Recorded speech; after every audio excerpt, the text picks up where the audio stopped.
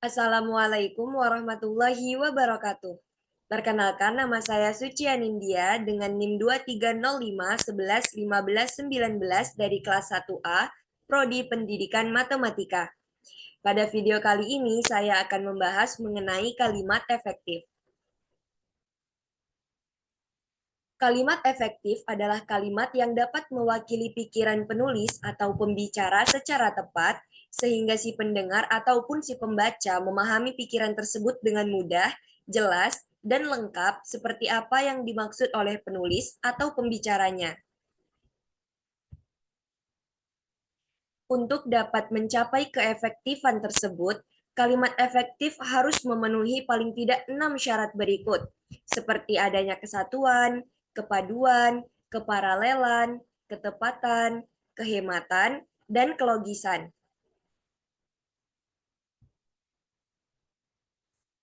Yang pertama, kesatuan. Suatu kalimat dikatakan efektif jika terdapat satu ide pokok dalam sebuah kalimat. Dengan satu ide itu, kalimat boleh panjang ataupun pendek. Menggabungkan lebih dari satu kesatuan, bahkan dapat mempertentangkan kesatuan yang satu dan yang lainnya, asalkan ide atau gagasan kalimatnya tunggal. Penutur tidak boleh menggabungkan dua kesatuan yang tidak mempunyai hubungan sama sekali ke dalam sebuah kalimat. Nah, contoh kalimat yang jelas kesatuan gagasannya: pembangunan gedung sekolah baru pihak yayasan dibantu oleh bank yang memberikan kredit. Nah, di sini terdapat subjek ganda dalam kalimat yang tunggal.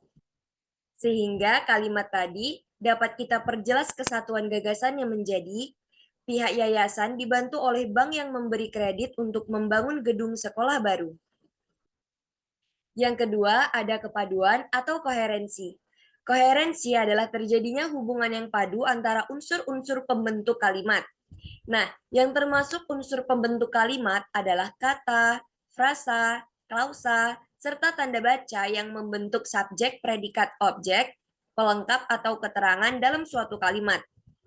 Seperti ini, contoh kalimat yang unsurnya tidak koheren: kepada setiap pengemudi mobil harus memiliki surat izin mengemudi. Nah, kalimat tersebut dikatakan tidak koheren dikarenakan tidak mempunyai subjek ataupun subjeknya itu tidak jelas, sehingga dapat kita rubah agar unsur-unsurnya koheren menjadi setiap pengemudi mobil harus memiliki surat izin mengemudi.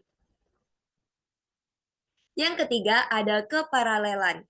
Keparalelan atau kesejajaran adalah terdapatnya unsur-unsur yang sama derajatnya, sama pola, atau susunan kata dan frasa yang dipakai di dalam kalimat. Umpamanya, dalam sebuah perincian, jika unsur pertama menggunakan verba, unsur kedua dan seterusnya juga harus verba. Jika unsur pertama berbentuk nomina, maka bentuk berikutnya juga harus nomina. Contoh kesejajaran atau paralelisme yang salah, seperti pada contoh kalimat berikut: kegiatan di perpustakaan meliputi pembelian buku, membuat katalog, dan buku-buku diberi label. Nah, di sini terdapat kata buku-buku diberi label. Ini merupakan contoh paralelisme yang salah, sehingga dapat kita perbaiki menjadi kegiatan di perpustakaan meliputi pembelian buku, pembuatan katalog, dan pelabelan buku. Masuk ke syarat yang keempat, yaitu ketepatan. Ketepatan adalah kesesuaian atau kecocokan pemakaian unsur-unsur yang membangun suatu kalimat sehingga terbentuk pengertian yang bulat dan pasti.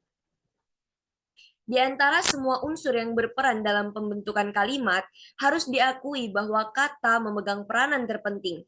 Tanpa kata, kalimat itu tidak akan ada. Akan tetapi, perlu diingat, kadang-kadang kita harus memilih dengan akurat satu kata, satu frasa, satu idiom, satu tanda baca dari sekian pilihan demi terciptanya makna yang bulat dan pasti. Kita lihat seperti pada contoh penulisan kalimat yang tidak memperhatikan faktor ketepatan. Bukan saya yang tidak mau, namun dia yang tidak suka. Nah, pada kalimat ini, salah dalam memilih kata namun sebagai pasangan kata bukan. Sehingga dapat kita perbaiki dengan memperhatikan faktor ketepatan menjadi Bukan saya yang tidak mau, melainkan dia yang tidak suka. Kata namun diganti dengan kata melainkan agar kalimat yang dihasilkan tinggi kualitasnya. Yang kelima adalah syarat kehematan. Kehematan ialah adanya upaya menghindari pemakaian kata yang tidak perlu. Hemat di sini berarti tidak memakai kata-kata mubazir, tidak mengulang subjek, dan tidak menjamakkan kata yang memang sudah berbentuk jamak. Dengan hemat kata, diharapkan kalimat itu menjadi padat dan berisi. Nah, seperti contoh pada berikut ini, contoh kalimat yang tidak hemat kata. Saya melihatnya dengan mata kepala saya sendiri, mahasiswa itu belajar seharian dari pagi sampai petang. Nah, dengan melakukan penghematan dengan kalimat sepanjang ini, maka kita dapatkan kalimat yang padat dan berisi. Seperti ini, saya melihat sendiri mahasiswa itu belajar seharian.